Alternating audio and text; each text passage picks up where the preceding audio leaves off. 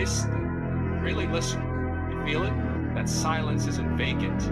It's dense, pressurized, almost alive, like it's leaning against you, testing whether you can survive its weight. Most people don't. They run from it. They panic at quiet moments, at still rooms, at the echo of their own thoughts bouncing back without permission. So they fill everything, every second, every gap, every breath with noise, random voices, empty conversations, digital chaos, anything to avoid meeting themselves. But I didn't run. I stayed inside it. I studied it, and eventually, I became it. While others chased attention, I was dissolving into awareness. While they begged to be noticed, I was learning how to disappear without losing myself. I watched them live inside illusions they called life, bright distractions, temporary highs, borrowed identities. And I remember how they reacted to me. They laughed. Not because they understood, but because they didn't. To them, focus looked like obsession, silence looked like failure, distance looked like weakness. They saw someone outside their pattern and assumed something was broken. But the truth was simple. I never fit inside their pattern because I was never meant to. Their world was built for comfort, not evolution. So look at me now. Do I look lost to you? Do I look like I failed to arrive? No, I didn't lose their game. I stepped outside the board entirely. I didn't bend to their system. I recognized it as a cage disguised as normality. And then I walked out of it. They laugh because I don't mirror them. I smile because I never needed to. They think I disappeared. They think I became irrelevant, just another forgotten trace in the corners of a world moving too fast to remember anything real. Let them think that, because storms don't announce their return. They don't ask for validation. They don't negotiate their presence. They arrive, and when they do, everything fragile starts to reveal its cracks. I am standing in silence, but I see everything. And they are standing on glass they believe is solid. The silence is not empty. It is preparation. It is completion. It is the moment before impact. They laugh first, but that was only the beginning. Because I don't repeat their cycle, I ended. They laughed first. Not because I failed, but because I refused to become what they are. Look at them. Really look. A moving crowd looping through routines, calling repetition living, smiling on command, speaking without meaning, consuming time like it's infinite. And then there is you, the one who stepped away, the one who said no when comfort called, the one who works while others escaped into distraction. And suddenly you became the anomaly, the problem, not because you harmed anyone, but because you refused to stay predictable. So they label you too intense, too extreme, too distant, too different. Because discipline is unsettling to those who have none. They see your early mornings while they negotiate with sleep. They see your restraint while they drown in impulses. They see your consistency while they depend on moods. And it disturbs them, not because you are wrong, but because you are evidence of what they avoid becoming. So they speak. Slow down. Relax. You're going too far. Again, relax. Slow down. You're doing too much. But listen closely. Those words are not advice. They are containment. What they really mean is stop going beyond us. Stop moving ahead of us. Stop exposing what we refuse to change. Comfort is their doctrine, and you broke away from its rules. They celebrate ease. You choose resistance. They worship distraction. You eliminate it. And because of that, you unsettle them without even trying. Then comes the pressure. Friends, family, people who mean well in their own limited understanding. Take the break. Enjoy life. Why are you always so serious? Enjoy? What exactly is that? Pleasure without direction, time without purpose, a life filled with moments that leave no imprint. That is not living. That is drifting. They call it freedom. But it is simply slow disappearance. And here is where separation begins. Not between winners and losers, but between those who follow flow and those who create direction. The herd stays together because it feels safe. They move in rhythm, think in repetition, and dissolve in collective comfort. No pressure, no resistance, no individuality, just continuity and invisibility. But the other path, the isolated one, the disciplined one, that path creates separation. It removes noise. It strips validation. It forces confrontation with self. And at first it feels like punishment until it becomes clarity. Ask yourself, why do they resist your transformation? Why does your effort make them uncomfortable? Why does your discipline trigger their opinions? Because your consistency reflects their inconsistency. Your focus exposes their fragmentation. Your progress highlights their hesitation. You are not just improving, you are revealing, and that is what they cannot tolerate. So they disguise discomfort as concern. Don't burn out. You're overdoing it. You will regret this later. Regret what? Wasted nights? Empty cycles? A life spent optimizing comfort instead of building meaning? No, you are not losing life. You are removing what never was life to begin with, but they won't frame it that way. Instead, they offer soft chains, comfortable routines, social approval, acceptablements, wrapped in words like balance, wrapped in words like normal. And if you are unaware, you wear them willingly, slowly becoming indistinguishable, slowly dissolving into average. And average is dangerous, not because it hurts immediately, but because it feels harmless while it erases potential quietly. No urgency, no friction, no awakening, just gradual surrender. But somewhere inside you, there is still a signal, a quiet resistance, a voice that refuses complete silence. It says, you are meant for more. That voice is inconvenient, so the world tries to suppress it, but it doesn't disappear. It persists. That is why you cannot settle like others. That is why stillness feels wrong when it is empty of purpose. That is why more effort feels like alignment rather than struggle, because you are not chasing comfort. You are chasing expansion, and expansion demands cost. Distance, isolation, rebuilding. So let them speak, let them doubt, let them misunderstand, because every opinion they throw at you only confirms you are not walking the same path. One path leads to repetition, the other leads to transformation. And transformation does not come with company, it comes with pressure. Eventually, something changes, not loudly, not visibly. Internally, a fracture forms. At first, it is small enough to ignore, but you feel it, because doubt doesn't knock, it settles. They said, slow down. They said, relax. They said, you're doing too much. And for the first time, you start listening differently. Maybe they are right. Maybe you are pushing unnecessarily. You observe their lives. They seem lighter, unburdened, laughing without urgency, sleeping without sacrifice, moving without resistance. And something inside you shifts. A strange envy, followed immediately by resistance to that envy, because you chose differently, but now that choice feels heavy, solitary, unforgiving. The silence you once used as strength starts feeling like isolation. The discipline you once wore like armor starts feeling like restriction, and doubt begins to speak louder. What if this isn't progress?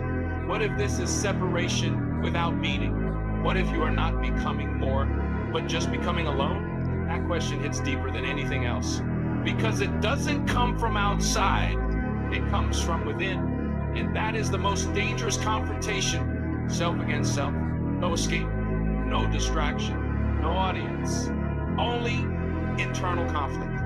You can ignore people, you can reject opinions, but your own mind, you cannot outrun it. It knows your weak points, it knows your fatigue, it knows exactly where to press. Rest, stop, go back, bed, automatic. It sounds reasonable, and that is why it almost wins. Slowly, compromises begin. One skipped day, one delay, one justification. It won't matter. I'll restart tomorrow. I deserve this. And discipline doesn't collapse all at once. It erodes quietly, piece by piece, until the identity you were building starts to blur. And no one notices, because externally you still function, but internally something is shifting. A wall begins, silent, relentless, between what you are becoming and what you are tempted to return to. And in that tension, you stand unsure. not defeated, but no longer certain. This is where most turn back, not because they are weak, but because uncertainty feels heavier than failure. But then it breaks, not gently, not gradually, but all at once. Something inside refuses to stay divided. All pressure converges, all doubt collides, and collapse feels imminent until realization cuts through everything. No one is coming, no respite, no permission, no approval, and that truth changes the direction of pain. Because suddenly, you stop avoiding it, you face it, fully. Every loss, every sacrifice, every moment of isolation. And instead of breaking you, it reveals structure inside it. This was not destruction. This was formation. Every struggle was shaping. Every setback was alignment. Every moment of quitting was a test you survived without realizing. And something shifts. The question changes. Not why me, but what is this building me into? Say it internally. I was not broken. I was being built. Again, I was not broken. I was being built. Because fire does not ask permission. It transforms everything it touches. Weakness burns away. Strength remains.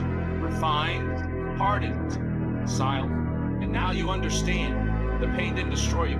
It revealed you. Say it. Pain didn't destroy me. It revealed me. Again, pain didn't destroy me. It revealed me. And the version that depended on comfort starts disappearing.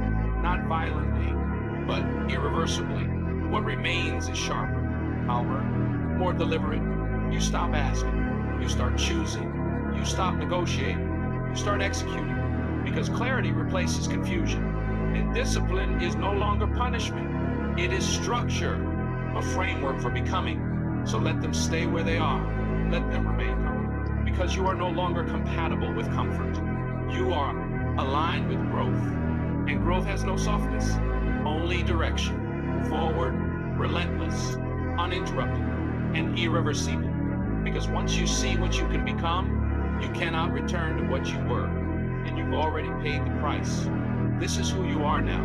Not the version you once identified with. Not the one who hesitated. Not the one who kept questioning every step. That version no longer exists. It didn't survive the process. It was consumed, broken down, left behind. And in its place, something else remains. Something sharper, something quieter, something far more controlled. You didn't stumble into this identity. You constructed it piece by piece.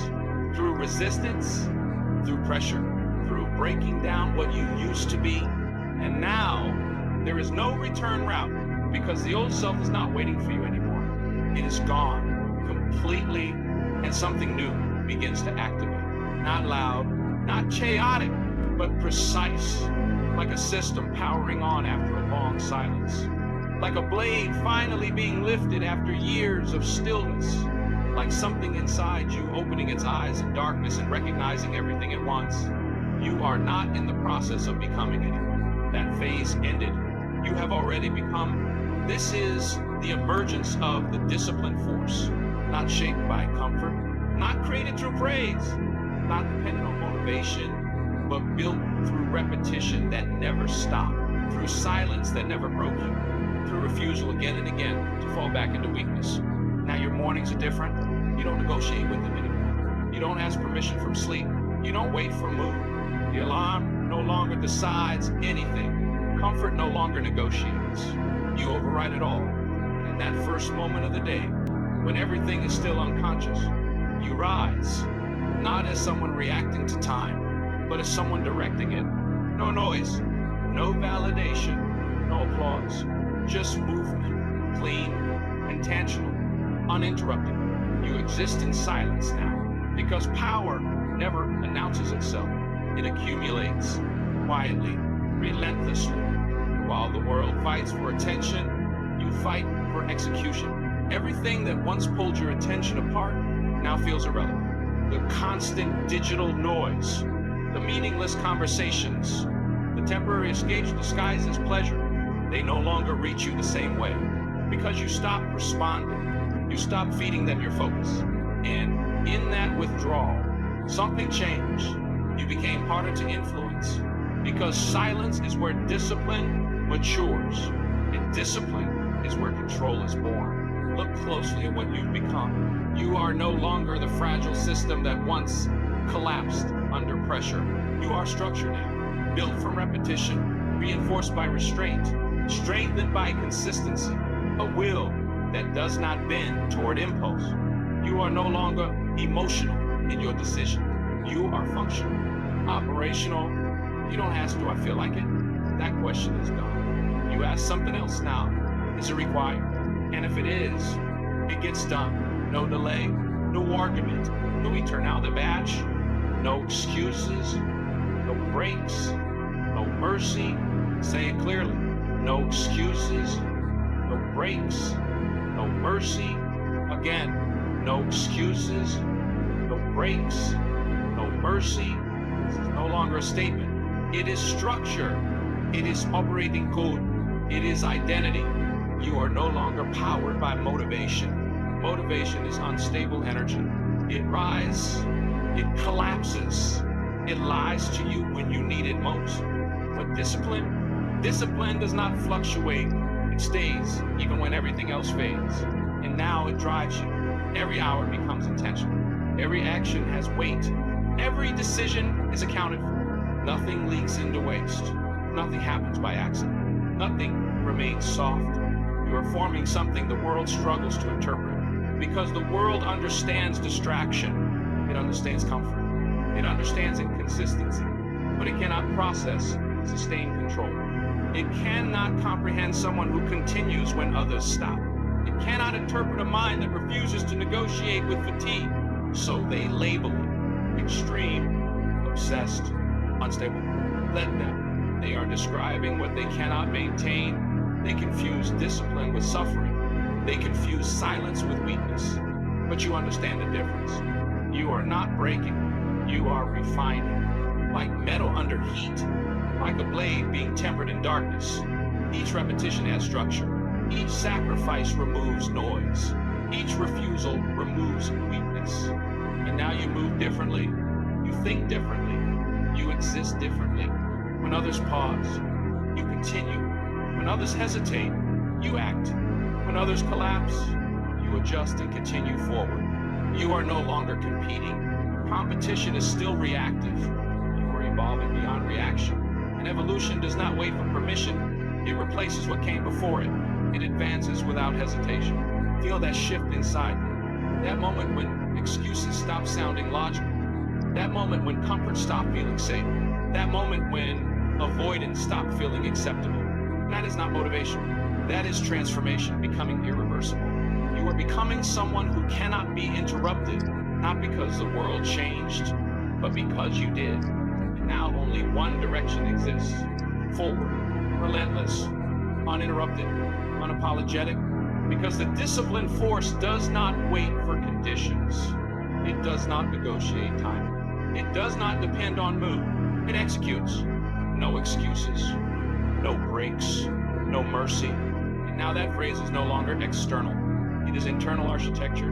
It is what you are made of. And slowly, you begin to understand something most people avoid their entire lives.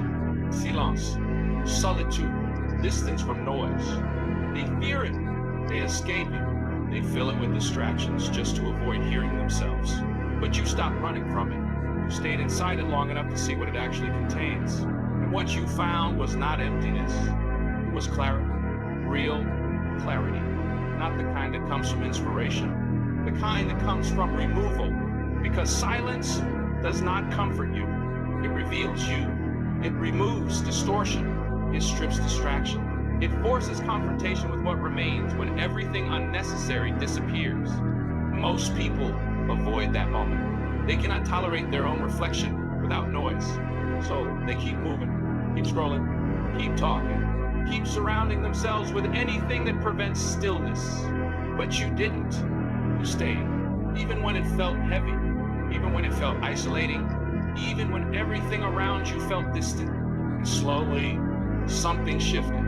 The feeling didn't vanish. It transformed. What they call loneliness, you recognized as focus. Say it. They call it loneliness. I call it focus. Again, They call it loneliness, I call it focus. Because what looks like separation to them is direction to you. While they waste awareness on noise, you invest yours into refinement. While they chase validation, you build control. While they fear solitude, you master. And that mastery creates something irreversible. Freedom from influence, freedom from pressure, freedom from dependency. You are no longer controlled by presence and no longer shaken by absence. That is where strength begins. Not in attention, but in detachment. Not in approval, but in alignment. You stop needing the world to confirm your direction. You stop needing noise to feel meaning. You stop needing company to validate existence. And in that space, clarity emerged. They see silence, I see clarity.